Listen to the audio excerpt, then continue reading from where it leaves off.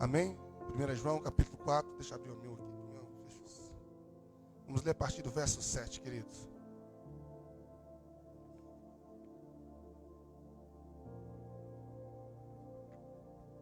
João capítulo 4, verso 7. É isso. Amados, amemos-nos uns dos outros, pois o amor procede de Deus. Aquele que ama é nascido de Deus e conhece a Deus. Quem não ama não conhece a Deus, porque Deus é amor. Foi assim que Deus manifestou o seu amor entre nós. Enviou seu Filho unigênito ao mundo para que pudéssemos viver por meio dele. Nisso consiste o amor.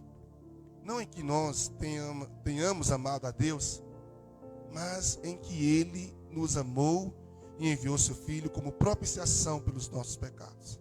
Amados, visto que Deus assim nos amou, nós também devemos amar-nos uns aos outros.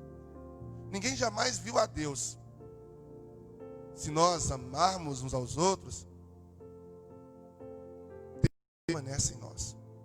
E o seu amor estará aperfeiçoado em nós. Sabemos que permanecemos nele e ele em nós, porque ele nos deu o seu Espírito. E vimos e testemunhamos que o Pai enviou seu Filho para ser o Salvador do mundo.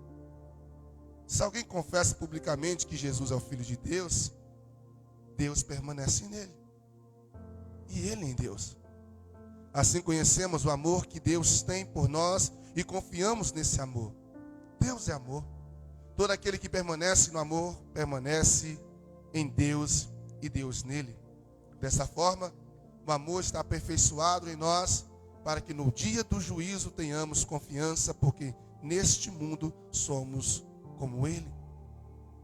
No amor não há medo. Pelo contrário, o perfeito amor expulsa o medo, porque o medo supõe castigo. Aquele que tem medo não está aperfeiçoado no amor. Nós amamos porque ele nos amou primeiro. E se alguém afirmar, eu amo a Deus, mas odiar seu irmão, é mentiroso. Pois quem não ama seu irmão, a quem vê, não pode amar a Deus, a quem não vê. Ele nos deu este mandamento: quem ama a Deus, ame também seu irmão. Feche seus olhos, amados, vamos orar comigo no nome de Jesus. Deus de amor e graça, eu quero nesta noite adorar o teu nome, louvar ao Senhor pela tua bondade. Meu Deus, eu quero bendizer ao Senhor pela sua fidelidade e pelo teu Espírito neste lugar. Quero convidar a igreja a estar clamando ao Senhor com toda a verdade do seu coração. Quero convidar a igreja a se prostrar diante do amor de Deus. Pai, nós reconhecemos que sem ti nada poderemos fazer. Tu és a nossa porção e a nossa herança. E nessa noite, Deus, estamos aqui na tua casa, não para assistir um culto, mas para prestar um culto que seja agradável ao Senhor. Então, Pai, no nome de Jesus, receba a nossa adoração, receba o nosso louvor, receba a nossa maior oferta, que é o nosso culto agradável a ti. Como diz a tua palavra em Romanos 12, que o Senhor agrada de um culto que é prestado de maneira racional. Sim, Senhor. Uma maneira, ó Deus, que podemos compreender tudo que está sendo ministrado, tudo que está sendo dito, tudo que está sendo falado, sem perder a essência e a graça do favor do Senhor. E nesta noite, Pai, tantos quantos estão aqui, tanto quantos estão em casa, nos assistindo via online, possa, meu Pai, no nome de Jesus, receber o toque do seu amor, para a glória do Senhor. Amém. Podeis sentar, irmãos, no nome de Jesus. Aleluias. Queridos, nós sabemos que se tem alguma característica que podemos definir o ser humano, essa característica é a diferença. Não existe um ser humano igual no universo. E quando nós falamos de diferença, nós estamos falando apenas do aspecto físico, fisiológico, DNA, mas nós estamos falando também de gostos e de desejos. Quando nós falamos, por exemplo, Para alguns o amor vai significar um ato sexual, o eros. Para outros vai vir logo o filho. O amor representa o filho, né? Os pais aí que amam seus filhos. Ou talvez, quando vem amor, vem logo a imagem dos pais. Filhos que se sentem verdadeiramente amados pelos pais. Para outros, amor é uma palavra que nós falamos, mas é impossível senti-lo. Para alguns, amor é sentido. Para outros, amor é conquistado. O fato é que quando nós falamos sobre sentimentos, gostos, cada um vai ter a sua opinião. E eu estava comentando essa semana com uma irmã, numa visita, que o que Satanás tem mais feito, querido, é valorizar a diversidade de opinião. Por exemplo, o que ele mais quer que nós acreditamos é que não existe uma verdade absoluta. E que todo mundo está certo a partir do seu ponto de vista. Já percebeu isso? Que não há mais, eu não posso mais dizer, você está errado. Pelo contrário, eu tenho que dizer, esse é o seu ponto de vista, então ele é certo no seu modo de ver. Somos cada vez mais doutrinados a respeitar, honrar e amar o ponto de vista do outro como se fosse verdadeiramente verdade, só que do lado da maneira dele ver. E com isso, a verdade absoluta ela vai indo pelo ralo. Porque quando se tem uma verdade absoluta, nós podemos dizer isso é certo e isso é errado. Entende? E o que o inimigo está tentando tirar é não existe verdade absoluta. Alguém já ouviu falar isso aí? Alguém já ouviu alguém comentar que não existe mais verdade absoluta? Pois é isso que o inimigo tanto tem tentado fazer. Não existe mais certo e errado na sociedade que nós temos hoje. Por isso que se tem casamentos de diversas formas. Homem com homem, mulher com mulher. Tem aí a zoofilia, homens com animais. Tem a pedofilia, que querendo ou não, no Brasil tem lei tentando aprovar relacionamentos de menores de idade. E eu estou falando relacionamentos sexuais. Como, pastor, como que um cara desse tem que ser preso? Não, porque não existe uma verdade absoluta. E essa é a opinião de quem defende e tem que ser respeitada. Percebe? Que quando se tira a verdade absoluta, tudo é certo, não tem nenhum erro. Mas quem é crente, eu falo crente aqui para você entender, quem serve a Jesus, precisa entender que existe sim uma verdade absoluta. E tudo que eu acredito, imagino, sinto e vejo, precisa ser julgado conforme essa verdade absoluta. Como? Eu ouço tudo e comparo com a verdade absoluta. Se estiver de acordo, certo. Se não estiver de acordo, está errado. Por isso, querido, eles querem tirar a Bíblia, eles querem tirar tudo que, como diz Raul Seixas, que já cantava antes mesmo de eu nascer. Eu prefiro ser essa metamorfose ambulante do que ter aquela velha opinião formada sobre tudo. Ele já cantava isso há 30, 40 anos atrás. Porque desde lá e desde muito tempo o inimigo tem tentado, sim, tirar a verdade absoluta do meio de nós. Porque não tem como a gente comparar as coisas para decidir o que é certo e o que é errado. Por isso, quando se fala de amor, existem diversos tipos de amores para o mundo. Porque aí, pela falta da verdade absoluta, qualquer tipo de amor é amor. Se alguém está falando que está amando a roda de um carro para ter relação com ela, como já aconteceu, isso é um amor. Está entendendo onde eu quero chegar? Mas quando eu olho para a Bíblia, que é a minha verdade absoluta, que é a verdade onde não tem sombras de erros ou de dúvida, eu vou ter um padrão de amor. Eu vou ter um padrão de relacionamento. E aí não vai me importar o que A pensa, o que B pensa, ou o que eu mesmo penso. A questão é que o padrão de amor que a Bíblia coloca para mim é esse que é o certo. E qualquer outro tipo de padrão de amor que as pessoas imaginam ter, esses são errados. Nós precisamos entender isso, querido. Não retire a verdade absoluta da sua vida. E é por isso que eu quero falar sobre isso hoje. Qual é o tipo, qual é o padrão de amor que Deus se agrada? Qual é o padrão de amor? Quem sabe você ama a sua esposa, seu filho, seus irmãos, a sua igreja, seus ministros, pastores. Mas eu quero te perguntar, você está amando no padrão divino? Porque essa é a pergunta. Não é apenas amar, mas é amar dentro do padrão divino de amor. Se pergunte, quais as 5 pessoas mais próximas de você? Olha, traz aí. As 5 pessoas mais próximas de você. Aí eu quero te perguntar, você ama essas 5 pessoas mais próximas de você no padrão divino de amor? Eu estou pegando 5. E a Bíblia manda a gente amar todo mundo nesse padrão. Estou pegando 5 que são mais próximos. Se você não se vê amando no padrão divino de amor, você não ama ninguém. Porque qualquer outro tipo de amor que não esteja dentro do padrão divino de amor não é amor. É qualquer outro tipo de sentimento menos amor. Está dando para entender, irmãos?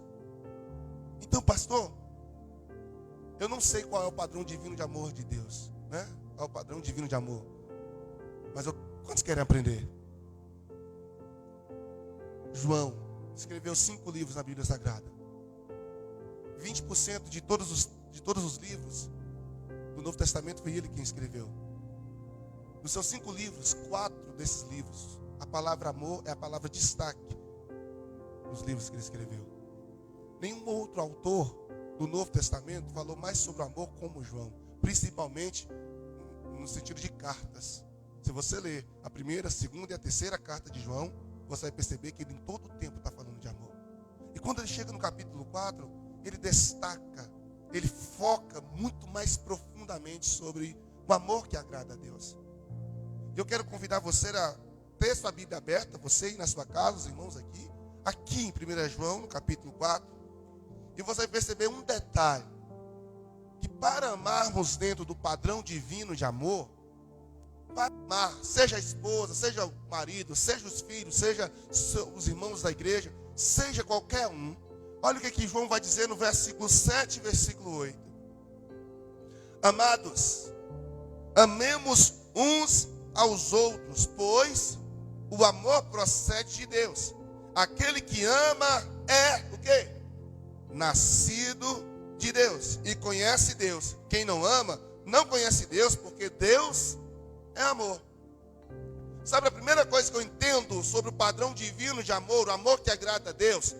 Você precisa compreender que só é possível uma pessoa amar no padrão divino de amor se essa pessoa nasceu de novo. Diga comigo, nasceu de novo. O ser humano não consegue, na sua carnalidade, amar as pessoas no padrão divino de amor. As pessoas do mundo, as pessoas que não vivem a palavra, as pessoas que não nasceram de novo. Porque o texto diz, aquele que ama é nascido de Deus. O melhor dizendo, está dizendo, olha o que o texto diz, porque Deus é amor. Então o que ama, nasceu do amor. E peixe é filho de peixe, peixinho é, quem nasce do amor, ama. Você está entendendo para entender?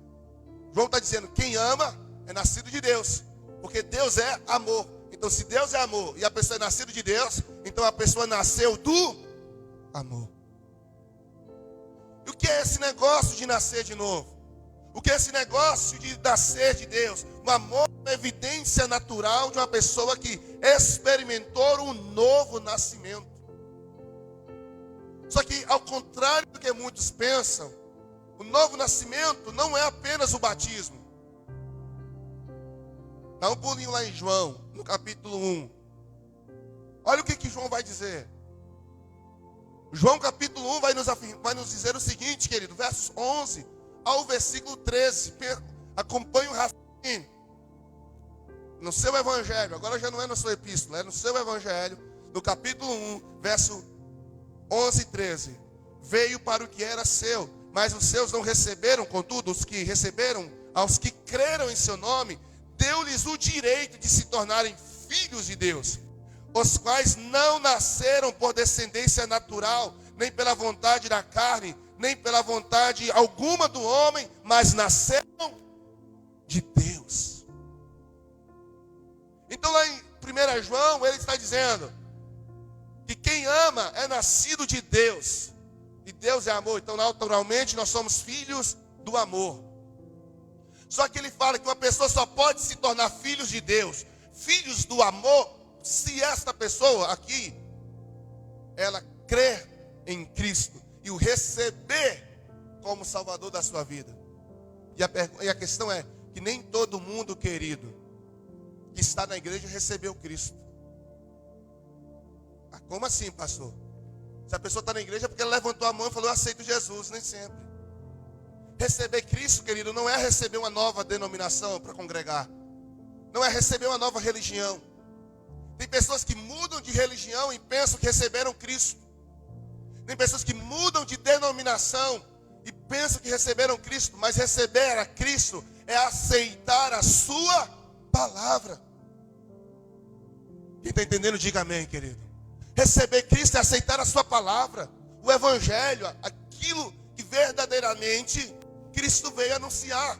Porque o texto diz que veio para o que era seu e os seus o rejeitaram. Verdadeiramente o povo de Israel rejeitou Jesus? Não, eles rejeitaram os ensinos de Jesus. Eles não rejeitaram Jesus. Lembra na semana do sacrifício que Jesus ia ser preso e morto? Como foi que Jesus entrou em Jerusalém? Ou fazia festa, galhos, jogando na frente para Jesus passar, montado no jumentinho. O povo aceitou Jesus. Mas o povo não aceitou o evangelho que Jesus pregava. O povo em João capítulo 6 foi atrás de Jesus. Quantas vezes você vai ver as pessoas indo aonde Jesus estava, multidões seguindo Jesus. O povo aceitou Jesus, mas o povo não aceitou o evangelho, porque em João 6, após aquela multidão vindo atrás dele, Jesus começa a pregar, e o que acontece? O povo começa a ir embora. Porque Jesus está dizendo, quem não comer da minha carne, nem beber do meu sangue, não tem parte comigo. Então eles vieram para Jesus, mas quando Jesus começou a mostrar para eles quais as condições que ele exigia desse povo, para que eles pudessem verdadeiramente ser povo dele, esse povo diz, eu achei que seria mais fácil. Volto. Não quero, não. Está dando para entender uma diferença de aceitar Jesus, de aceitar o seu ensino? Tem um monte de gente que está na igreja, galera. Tem um monte de gente que estão aí, fazendo um monte de coisa, até ministros no altar. Mas quando o ensino da palavra é feito, por que as pessoas gostam de movimento? Difícil são as pessoas que gostam de uma igreja que prega, que o culto é de ensino. Não gostam. Porque quando vai se ensinar a verdade te aperta, ela exige de você algumas coisas. Então o povo aceitava Jesus, mas não aceitava o seu ensino. E se não aceita o ensino, não tem Cristo, você está rejeitando o ensino de Jesus, então você acaba não sendo filho de Deus. E se você não é filho de Deus, você não é filho do amor. E se você não é filho do amor, você não consegue amar no padrão divino de amor. Está dando para entender, queridos? Como amar então? Mas aí vem um momento, à noite, um certo Senhor, no João capítulo 3, vamos lá em João capítulo 3, e esse rapaz está conversando com Jesus, na realidade esse Senhor está conversando com Jesus, e ao conversar com Jesus, Jesus então vai entrar no aspecto da salvação, no capítulo 3, versículo 3 ao 7, Jesus vai responder a Nicodemos, vai dizer o seguinte, olha, digo-lhe a verdade, ninguém pode ver o reino de Deus se não nascer de novo. Perguntou Nicodemos, como alguém pode nascer sendo velho? É claro que não pode entrar pela segunda vez no ventre de sua mãe e renascer. Respondeu Jesus, digo-lhe a verdade, ninguém pode entrar no reino de Deus se não nascer da água e do Espírito. O nascer da carne é carne, mas o que nasce do Espírito é Espírito. Não surpreenda pelo fato de eu ter dito, é necessário que vocês nasçam de novo. Ele não está falando que é necessário você mudar de religião. Ele não está falando que é necessário você mudar de ministério na igreja. Ele não está falando que é necessário você mudar de Bíblia. Ele está falando que você precisa ter um novo nascimento. E vida, irmãos, nós só vamos poder desfrutar a partir desse momento que nós nascemos de novo. Eu entendo que muitos irmãos leem o novo nascimento aqui da água e do Espírito como o batismo nas águas, e o batismo no Espírito Santo é uma verdade? É uma verdade, também é uma verdade, mas não é a única. Nascer de novo é nascer com perfil divino. Quando uma criança sai do ventre da barriga da mãe, ela sai ali com genes do pai e da mãe, com DNA do pai e da mãe. Ela carrega em si os traços dos seus pais. Qualquer pessoa ao ver na rua fala assim, esse menino aí é filho de Beltrano, porque parece demais. Embora tem muita gente que parece, mas não é filho. É igual está lá no mundo. Tem muita gente que está no mundo que parece que é filho de Deus, mas não é. Tem muita gente na igreja que parece ser filho de Deus, mas não está sendo. Porque o que comprova ser filho não é a aparência. O que comprova ser filho é o DNA. E eu só consigo ter o DNA de Deus para que eu possa nascer do amor e amar conforme o padrão de Deus, nascendo de novo. Isso é aceitar os ensinos, aceitar a mensagem, não apenas aceitar. Estar em uma nova igreja. É muito bom, irmão, estar na igreja. É muito bom viver a vida coletiva, embora que depois da pandemia nós temos muitos irmãos que preferiram ficar mais em casa. Mas a Bíblia nos manda congregar e nos manda viver a vida em comunhão. Mas eu quero falar que isso não é o suficiente. Isso não é um verdadeiro retrato de que Deus quer para a sua igreja. Deus quer que nós parecemos com Ele em nosso DNA. Sabe por que tem muita gente que fala que não consegue amar os outros? No padrão de Deus, que eu vou falar daqui a pouco. Qual é? Porque simplesmente não nasceu dele ainda. Porque a partir do momento que nascer dele, você vai conseguir amar como ele ama. Jesus está dizendo para Nicodemos, tem que nascer da água e do Espírito. E sabe quando você lê lá em Gálatas capítulo 5, as evidências do fruto do Espírito, qual é o primeiro que Paulo vai lembrar e dizer? Que o fruto do Espírito, em Gálatas capítulo 5, verso 22, é amor, alegria, paz, amabilidade, bondade, fidelidade, mansidão, domínio próprio. Contra essas coisas não há lei. Quem nasce de novo, irmão, presta atenção, quem nasce de novo tem o fruto do Espírito. Me desculpe, querido, se você é muito nervosinho, ou se você é uma pessoa, qualquer coisa, perde a paciência, impaciente, se você é uma pessoa ansiosa, se você é uma pessoa triste, se você é uma pessoa, querido, que não ama, se você não é fiel, me desculpe, você não nasceu de novo. Não, você aceitou uma nova religião. Pastor, mas eu tenho 20 anos. Você aceitou uma religião há 20 anos, querido, mas você ainda não nasceu de novo. Porque o fruto só dá depois que a planta nasce. Jesus disse, se um grão cair no chão, ele não morrer, ele não dá novos frutos. Só fica ele só. Mas se ele morrer, ele dá novos frutos. É necessário morrer para que o fruto do Espírito nasça em nós. Se eu não morri ainda, querido, me desculpe, você não está tendo fruto. Você pode ter alguns, porque muita gente entenda que é frutos do Espírito. E quando você entende que é frutos, você pode ter amor e talvez você não vai ter paciência. Porque é frutos, é cada um fruto separado, mas não é frutos. O fruto. Você não pode olhar o fruto do Espírito como se fosse uma banana, um cacho de banana. Não, você tem que olhar o fruto do Espírito como se fosse uma laranja, uma tanja. São vários gomos que se torna um só. Se você tirar um gome da laranja ou da tanja, se torna uma fruta incompleta.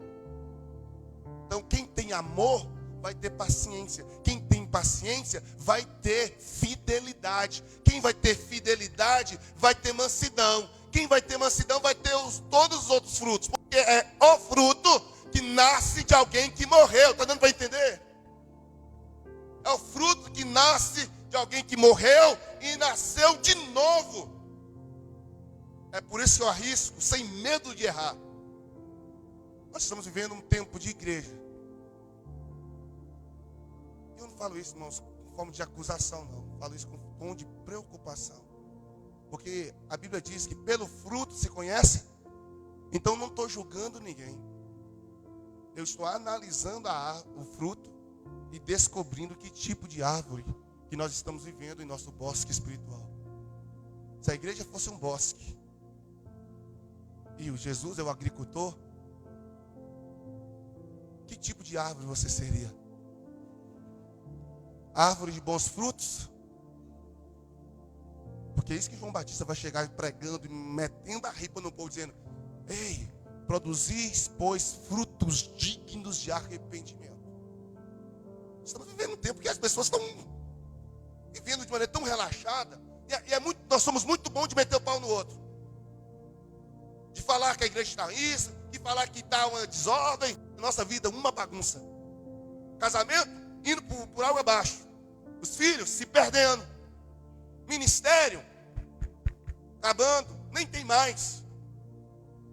Porque nós somos muito bons de avaliar a árvore, o fruto do outro. Enquanto nossos frutos estão apodrecendo. Meu irmão, é sério isso. E no grande dia, quando o Senhor perguntar: mostre-me suas mãos, me mostre os frutos que você produziu, enquanto você estava plantada lá na terra. Quais são os frutos que você está dando para Deus hoje?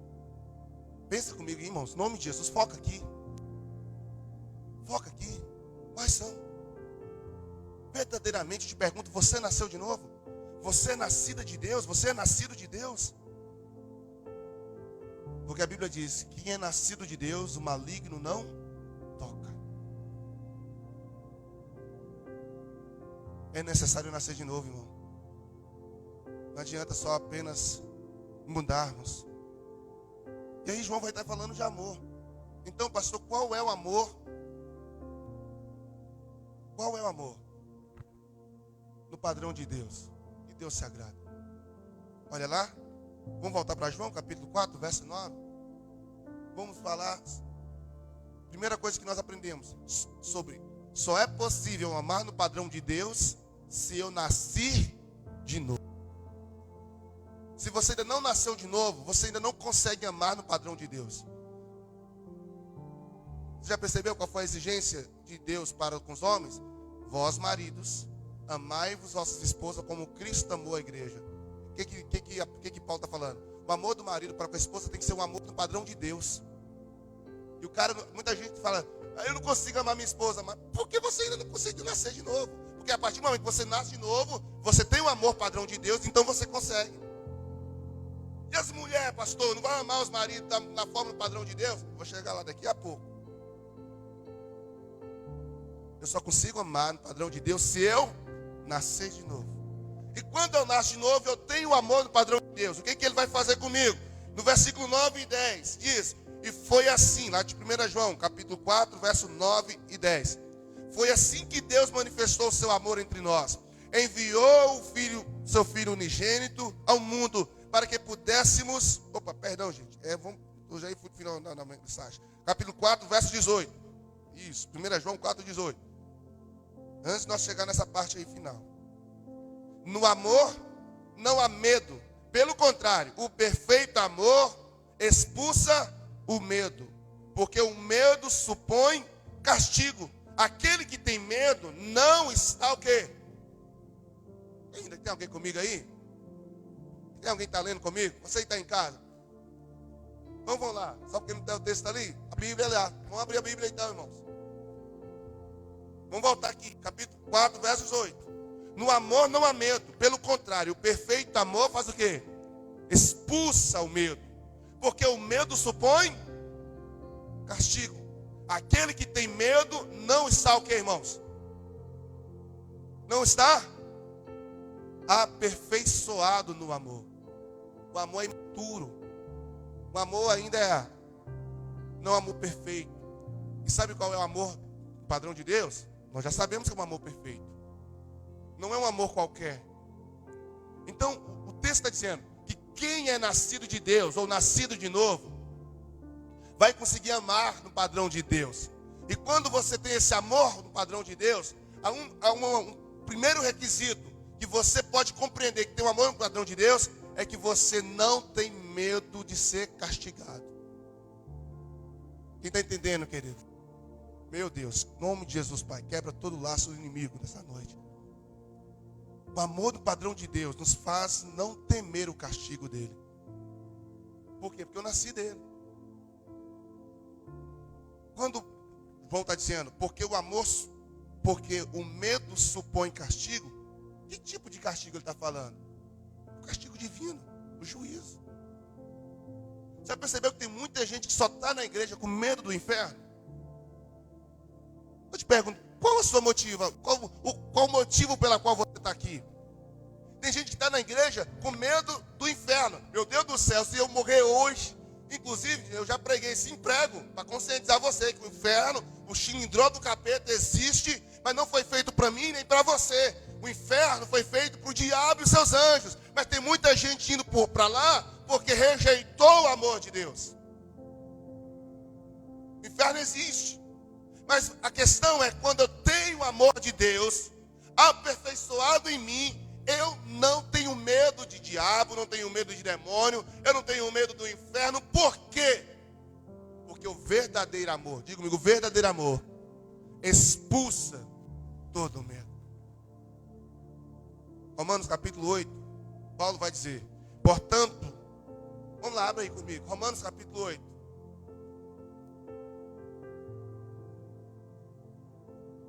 Romanos capítulo 8, versículo 1 e 2. Depois nós vamos ler do 13 ao 17.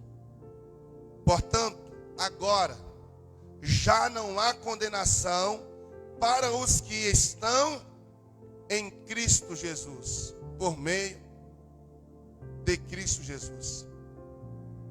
Portanto, já não há condenação para os que estão em Cristo Jesus. Porque pelo meio de Cristo Jesus, a lei do Espírito de vida me libertou da lei do pecado e da morte. Então, olha bem, eu só vou ter medo de ser condenado, indo para o inferno, ou qualquer outro tipo de condenação, se eu não estiver em Cristo. Porque se eu estiver em Cristo, a palavra já me garante, já não há condenação para os que estão em Cristo. Ou para os que nasceram de Deus, para aqueles que nasceram do amor, para aqueles que verdadeiramente já têm o amor no padrão divino dentro dele. Então eu não preciso ter medo. O fato de eu saber que eu já tenho o amor de Deus dentro do padrão dele em mim, eu não preciso ter medo. Mas aí Paulo vai dizer em Romanos, ainda no verso 13 ao 17, olha aí. Pois vocês viveram de acordo com a carne, no verso 13, isto é, sem nascer de novo, quando estava lá no mundo. Então vocês viveram de acordo com a carne e morrerão. Mas se pelo Espírito fizer morrer os atos do corpo, isto é, nascer de novo, viverão. Porque todos que são guiados pelo Espírito de Deus são filhos de Deus. Pois não receberam o espírito que os escravize novamente para temer, mas receberam o espírito que adota como os filhos, por meio do qual chamamos Abba Pai. E o Espírito testemunha com o nosso espírito que somos filhos de Deus. Se somos filhos de Deus, somos herdeiros de Deus e co-herdeiros com Cristo. Se nós participamos do seu sofrimento, também participaremos da sua glória. Então entenda, se eu tenho medo da condenação, é sinal que o amor de Deus não está aperfeiçoado em mim. Porque o verdadeiro amor vai lançar fora o medo da condenação. E a pergunta que eu quero fazer para você refletir nesse exato momento é essa: como você tem vivido seu relacionamento com Deus? Como você tem vivido? Paulo está dizendo, não há condenação. Beleza. Para os que estão em Cristo Jesus. Show. Mas se você viver segundo os atos da carne, vocês morrerão.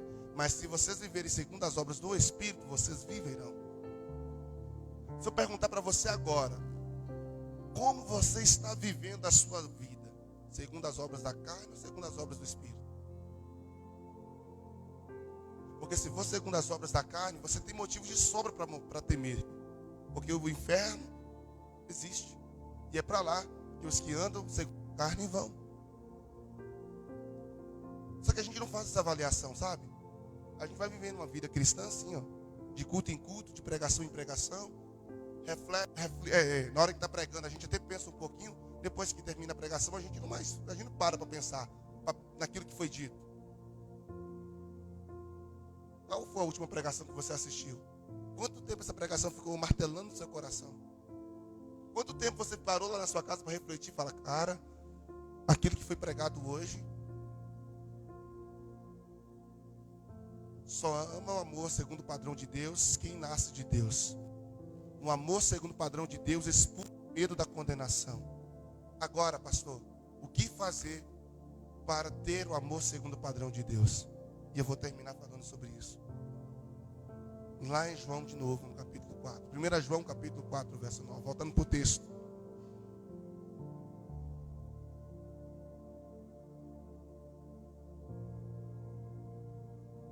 Agora, concluo. Então, primeiro eu disse, só ama o amor no padrão de Deus quem nasce de novo. E eu disse as evidências de quem nasce de novo. Eu disse da consequência de quem tem o padrão do amor de Deus na sua vida. Ele não tem medo do inferno nem da condenação, porque ele já está em Cristo Jesus. Amém? Mas agora a pergunta é, o que fazer? O que ser para que eu ame no padrão de Deus? Amém? Capítulo 4, verso 9 e 10, 1 João, diz assim: foi assim que Deus manifestou o seu amor entre nós. Amém, irmãos? Como? Enviou seu Filho unigênito para o mundo, para que pudéssemos viver por meio dele. Olha bem agora. E nisto consiste o amor. Que tipo de amor? O amor no padrão de Deus. Não que nós tenhamos amado Deus, mas que Ele nos amou e enviou o seu Filho como propiciação pelos nossos pecados. Sabe qual é o padrão do amor de Deus? É o padrão do sacrifício. Repita comigo, o padrão do sacrifício. Só ama o amor do padrão de Deus quem já aprendeu a sacrificar. Eu trocaria muito bem a palavra amor por sacrifício. Se enquadra perfeitamente. Porque o amor no padrão de Deus é um amor sacrificial. Deus prova o seu amor para conosco quando entregou o seu Filho Jesus, sacrificou. Entenda, irmãos, não foram os homens que mataram Jesus. Quando alguém fala assim, assassinaram o meu Jesus, mataram o meu Jesus. Tem uma música assim antiga que fala, e mataram o meu Jesus. Não. É uma compreensão errada. Não foi os homens que assassinaram Jesus. Assassinaram alguém, pega a arma e a pessoa nem está querendo, quem quer morrer. Mas quando um ladrão vem, mata, a pessoa morre sem querer morrer. Mas não foi isso que aconteceu com Jesus. Jesus tinha toda a possibilidade do mundo de não querer morrer e de fugir da morte. Mas ele se entregou, ele disse, estou aqui, pode me matar. É tanto que ele estava sendo entrevistado, Pilatos vai dizer para ele, você não fala nada, mesmo estando na condição que você está. Você não sabe que eu tenho o poder de te livrar da morte e de mandar te matar? Jesus vai responder, nenhum poder você teria sobre mim se do alto não fosse te dado. Então não foi alguém que matou Jesus, foi Jesus que se entregou para ser morto. Isso é sacrifício. A questão é, nós dissemos amar a Cristo, não dissemos? Mas nós não estamos prontos para sacrificar. Não é? Nós não estamos prontos para entregar aquilo que para nós tem valor. Nós não estamos prontos. E aquilo que você entende comigo é que o sacrifício de Jesus, olha aí, ele foi salvífico, ele foi voluntário, ele foi generoso, ele foi amoroso. Jesus morreu por mim e por você. Esse é o padrão do amor de Deus. Então, querido, se você quer amar no padrão do amor de Deus, ame sacrificialmente. E sacrificar é entregar o que você tem de melhor. Quando você lê lá em João, volta lá em João, Evangelho agora, capítulo 15. Olha o que Jesus disse. E olha o que João escreve do que Jesus disse. João capítulo 15, do verso 12 ao 14. João vai dizer as palavras de Jesus. Esta igreja precisa desenvolver esse amor no padrão de Deus. O texto diz, Jesus dizendo aos discípulos e para mim e para você hoje: o meu mandamento é este. Qual é? Amem-se uns aos outros. Aí, se fosse até aqui, era muito fácil, né? Mas ele está dizendo: amem-se uns aos outros como eu vos amei. Amem uns aos outros como eu vos amei. Ninguém tem maior amor do que aquele que pelos seus amigos. Vocês serão meus amigos se fizerem o que lhes ordeno. E o que ele está ordenando? Amem sacrificialmente ao outro. Não ame ao outro só quando é conveniente a você. Não ame o outro quando for tudo fácil. Quando você ser seus amigos. Quando faz o que você pede. Quando te ajuda nos afazeres domésticos. Não ame só quando te diz assim. Não ame só quando te abraça. Amem sacrificialmente. O que é isso? Eu não quero, eu não sinto, mas eu amo. Se eu verdadeiramente quero amar de maneira que agrade a Deus, eu preciso aprender a sacrificar. E é por isso que tem muita gente que diz amar, mas não ama. Porque o amor sacrificial só tem no coração de quem nasceu de novo. Por isso que quem nasceu de novo consegue amar aqueles que só lhe fizeram mal. Consegue perdoar quem lhe caluniou e te fez pior dano. Você vai ver uns exemplos na Bíblia Sagrada. José perdoa e ama os irmãos, mesmo depois de ter sido jogado no buraco pelos irmãos, vendido pelos seus irmãos. Você vai ver Jesus dizendo: amai os que vos perseguem. Por quê? Ele está falando: gente, aqui, amem sacrificialmente. Nosso amor tem sido falso, irmão. Uma coisa é certa: se você não aprender a sacrificar para amar, você não ama. Por isso, meus irmãos, aqui enquadra as mulheres. Seu marido é chato, é aquilo, é isso, ame sacrificialmente. Sua esposa é aquilo ou isso, ame sacrificialmente. O irmão da igreja é aquilo ou isso que você ame sacrificialmente. E sabe o que é sacrificar? Eu vou terminar lendo alguns textos com vocês. Como está lá em Gálatas capítulo 2, verso 20, Paulo diz: fui crucificado com Cristo.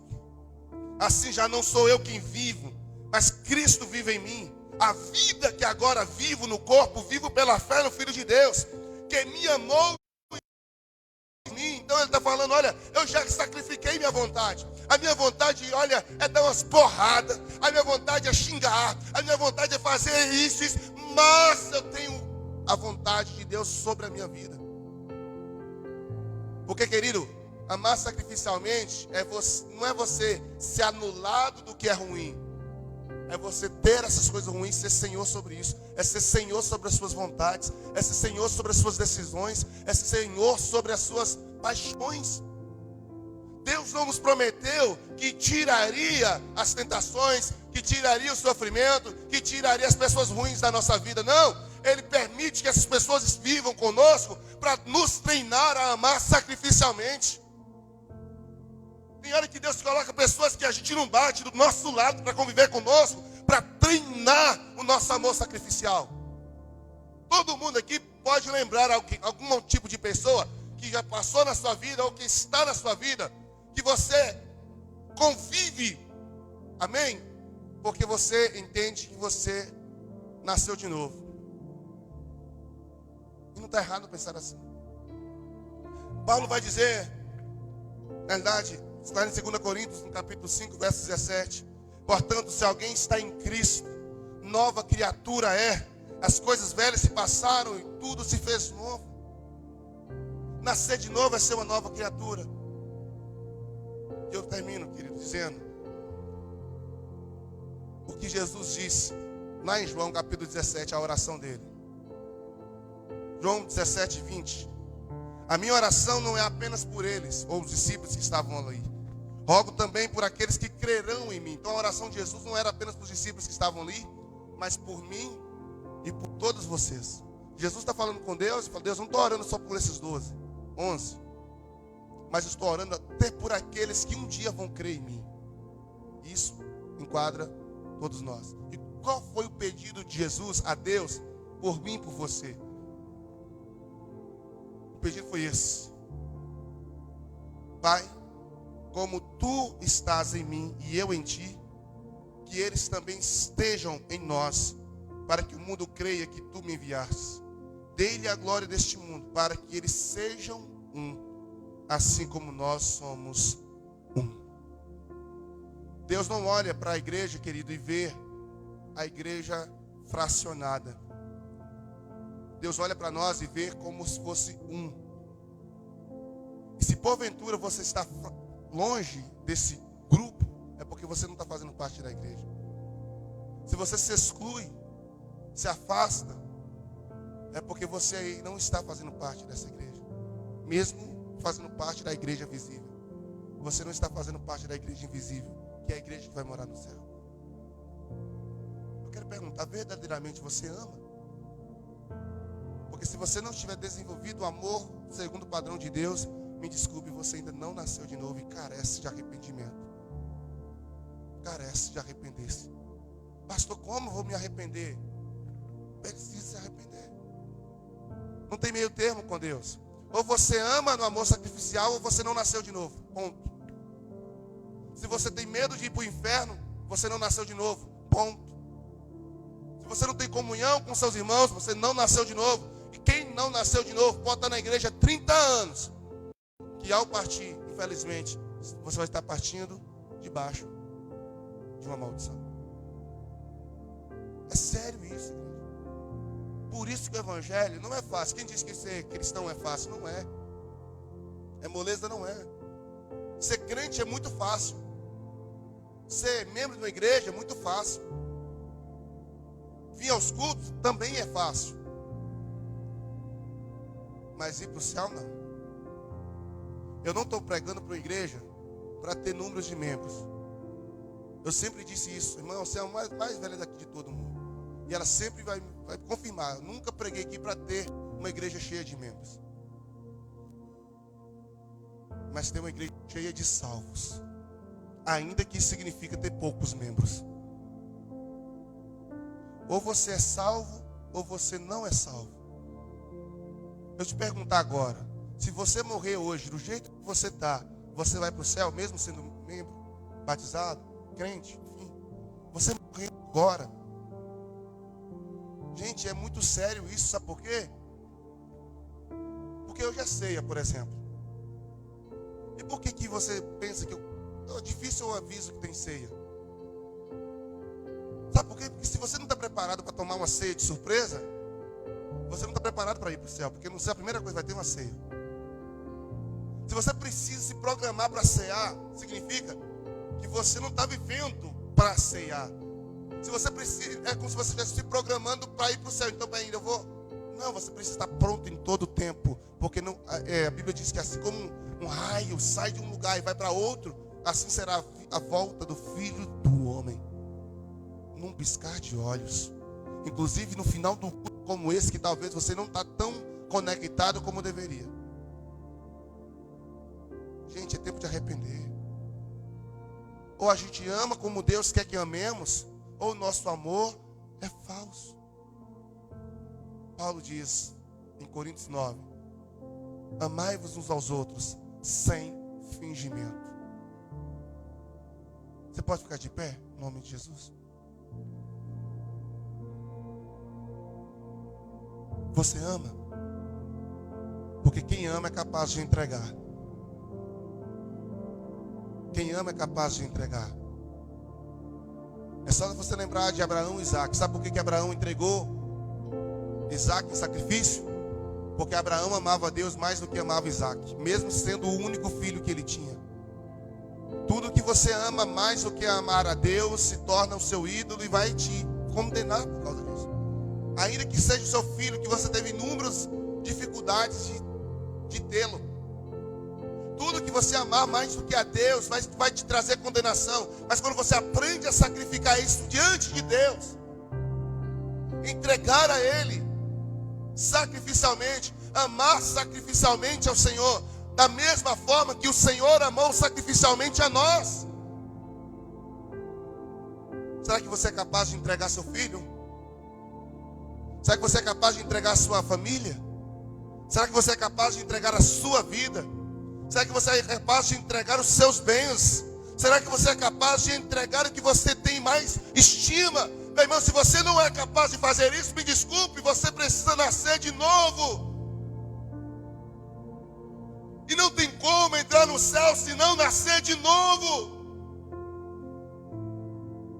Quais foram os lugares que você entrou hoje? Então, pode ter sido o lugar mais especial, mas ele não se compara aos portões celestes. Deus, eu quero pedir perdão por esta igreja, Senhor. Eu me arrependo por esta igreja, Deus. Porque é notório que muitos de nós ainda continuamos amando os nossos bens como aquele jovem rico. Muitos de nós continuamos amando a família como aqueles convidados à ceia, que pelo fato de ter sido casado, dispensou as bordas. Nós ainda continuamos amando o nosso negócio como aquele que comprou 2 juntas de jumento e tinha que ir lá olhar e dispensou as bordas. Nós ainda estamos amando coisas a ponto de sacrificar o céu por causa dessas coisas. Perdoa, Jesus. Perdoa porque nós dissemos que amamos uns aos outros, mas é um amor fingido. Um amor que não é capaz de dar R$100 para comprar um remédio para a irmã que precisa. Ou uma cesta básica, embora que isso é muito fácil para alguns, em detrimento a outros tipos de pedido que o Senhor nos faz. Ah, Senhor, perdoa, porque nós não queremos comer da sua carne, não queremos beber do seu sangue, e é por isso que nós não temos parte contigo. Perdoa, Senhor, porque muitas vezes também comemos e bebemos de maneira tão indigna que nós estamos mornos, fracos e doentes, como diz Paulo. Esse é o cenário. Esse é o cenário, Deus.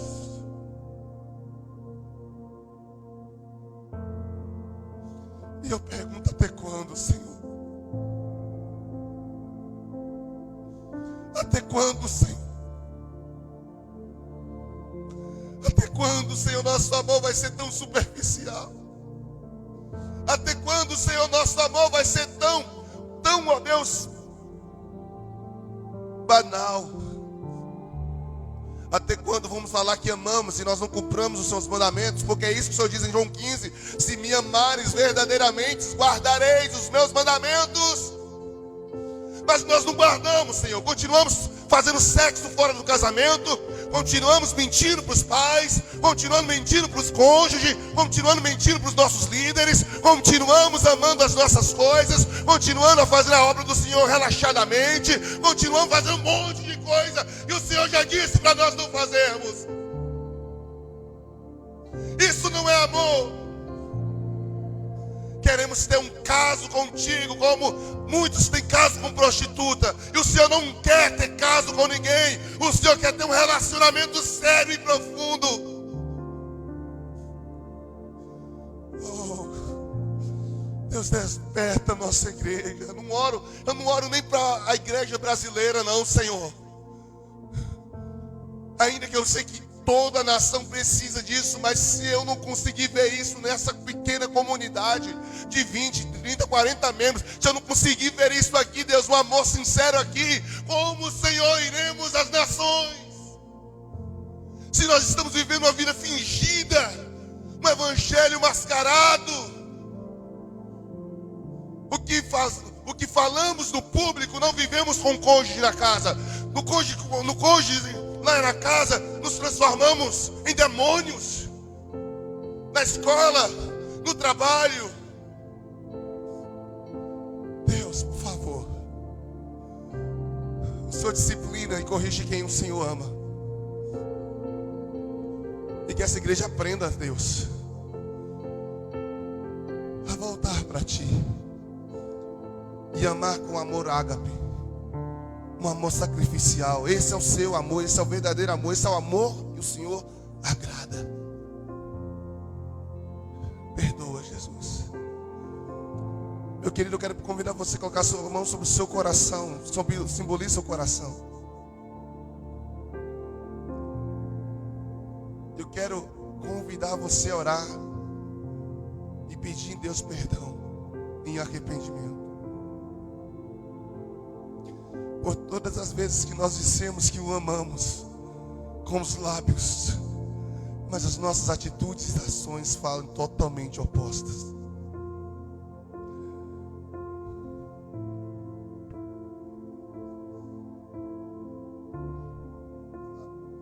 Jesus, purifica-nos dos nossos pecados, Senhor. Traz um verdadeiro arrependimento para esta igreja, para os membros que aqui congregam, para aqueles que nos escutam, para aqueles que receberão essa palavra. Deus, por favor, nos ajude a arrepender verdadeiramente, a ponto de entregar no Teu altar tudo que nos afasta de Ti. Que nós possamos aprender a perdoar, Senhor. Aprendamos, Senhor, aprender a perdoar, a amar, a procurar, Senhor, os nossos amigos, irmãos, parentes, vizinhos, e conciliar, ainda que talvez a outra parte não queira, mas que eu tenha essa consciência de iniciativa. Ajuda-nos, Senhor, a ser mais sinceros contigo, com as nossas lideranças, meu Pai. Não é fácil, mas é necessário. É o que eu te peço, Pai. E assim cumpriremos a vontade do Senhor e manifestaremos o verdadeiro amor que atrai a sua atenção. Essa é a minha oração nesta noite, Deus, no nome de Jesus. Amém. Pode aplaudir o Senhor Jesus. Deus abençoe. Você está em casa, eu agradeço você por ter estado conosco. Você tem uma semana de paz para a glória de Jesus. Amém. Fica na paz, irmãos.